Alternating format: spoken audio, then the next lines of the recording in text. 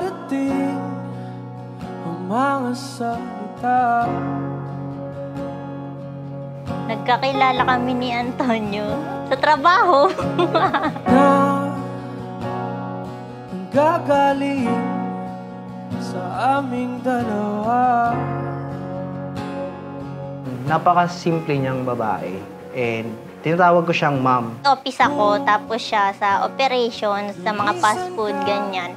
Kapag kumukuha ako ng report sa kanila, bumababa. Ayan, dyan na nag-start. Hindi daw siya komportable, naiilang siyang tawagin ma'am. Kaya tinawag ko ng babe. So, mula nun, babe na. Bumalik siya, babe na rin tawag niya sa akin. Ano pa kami nun yung parang kakapasok pa lang natin nun, di ba? Nakakaya magpatawag ng ma'am. Kaya hindi ako, oo. Kahit kanino, hindi talaga ako nagpapatawag ng ma'am kasi nahiya ako. Meron, since tinawag ko na siyang babe, so, biruan, ganyan, hanggang sa, ayun, niligawan ko na. Tinuloy ko na. Hanggang kami nang nagkatuluyan. Congrats.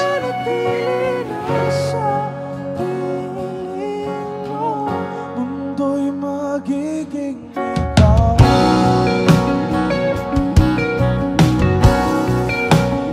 Maalaga, hindi lang sa akin, syempre sa pamilya niya din. Yun talaga yung unang nakita ko, ganun. Ngayon ay ating masasaksihan ang pag-iisang dibdib ng ating magkasintahang si Antonio at Rochela. Ngayon po ay ipapahayag nila ang kanilang pagnanais na mag-iisang dibdib sa harapan ng sakramentong ito.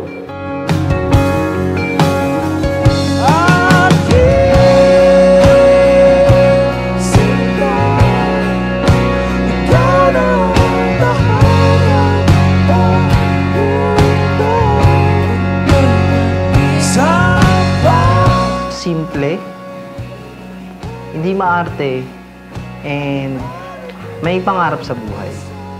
Kakasundo kami sa mga goal namin sa buhay. Mundo'y magiging ikaw. Rochela, bukal pa sa iyong loob ang iyong pagparito upang makaisang dibdib si Antonio na iyong pakamamahalin at paglilingkuran habang buhay. Opo, Father.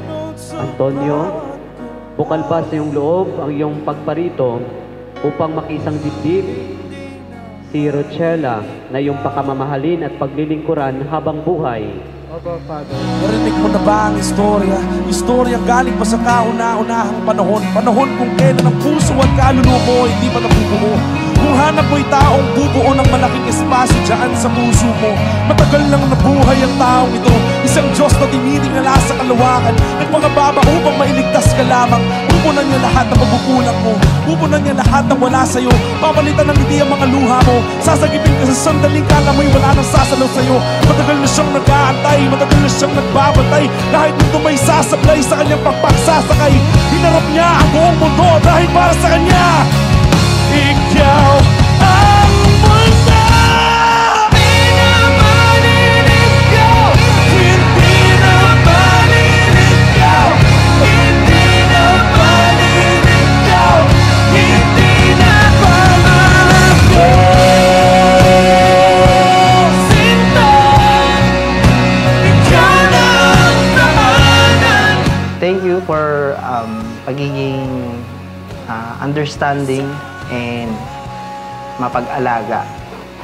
So, kahit anumang pagsubok na pinagdadaanan natin, nandiyan ka pa rin, still,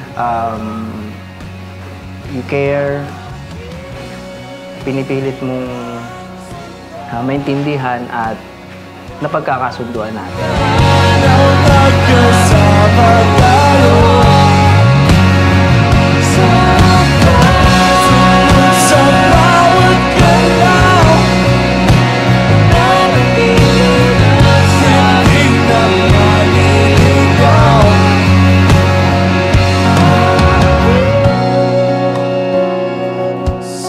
Promise ko na lagi naman akong nandito na kahit anumang mangyari, so, dito lang ako. Hindi ako aalis sa tabi mo. Hindi ako mawawala sa'yo. Nananatili lang sa